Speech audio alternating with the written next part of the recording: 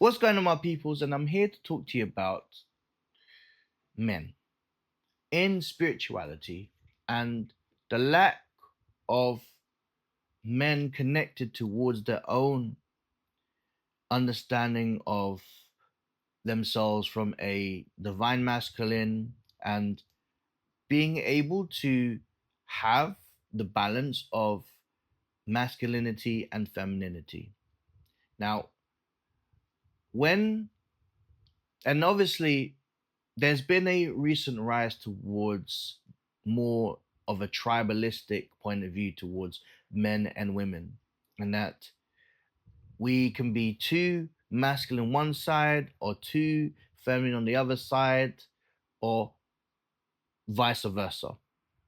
And the answer to this is when it comes to men and my fellow men, I just want to say that there isn't anything negative to have an understanding of your own femininity.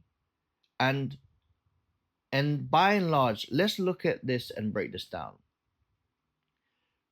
The divine masculine energy or masculinity is about your strength, your purpose, being able to have the mindset of knowing that you've got power in terms of your physical and as well as the knowingness of getting from A to B due to your mental fortitude.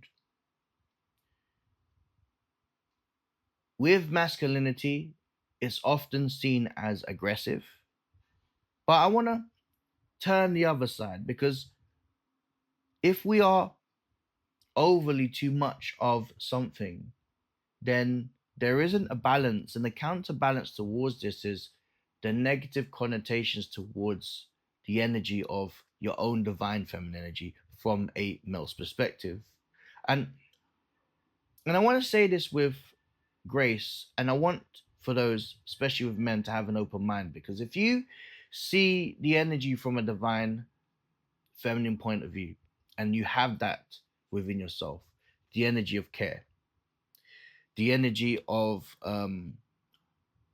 yes, the energy of care, using intuition and the other parts of you, such as the emotional side of you. If you are able to utilize that from a divine masculine perspective, how can that ever be a bad thing? Because caring is also towards your family, if you have a family, towards your fellow men, towards your partner, or just towards the opposite sex in terms of respect. We have that innately to protect anyway from a divine point of view, divine masculine point of view. But we also have the understanding that part of that is also being able to hold space during somebody needing counsel, providing um, a decision not just from what you know from your purpose, but from your gut feeling, your intuition. Now, for example, if somebody is an expert in their field and they obviously understand through patterns and they understand that if they think about it from an analytical point of view and they're using their intuition and their hunch, their gut feeling that we should be advised to do this, how can using the elements of your own femininity be a bad thing? And understanding that when you are going through the process of caring, the care of your own children, the care of holding a baby, the care of using that energy of nurturing to mentor, to guide, to steer, then the balance between the masculine and the feminine should be more prominent. What I am saying is, obviously, there has been in recent times, especially with different movements. I'm not here to call anyone out, but we all know that there are certain tribalistic movements that are going to take one spectrum to one end and another spectrum to the other end. But if there is a clear understanding between the middle, then surely, just as a whole, there should be some wholesomeness towards that. The truth and the reality is, we can learn from the other side, more better so than ever before. But if we're able to hold opposing arguments and being able to meet in the middle, though the energy when it comes to learning from the opposing, doesn't matter what side you pick, you can create a better version not only to yourself, but also towards your fellow peoples and the people that you care about. From a spiritual point of view, it is essentially the light and dark to create that wholesomeness. Because the dark is often seen as the masculine, which is about strength, character, having to deal with perseverance, having to deal with hardship, and most importantly, if we add them all together, it creates character, right? Strength in your own personality.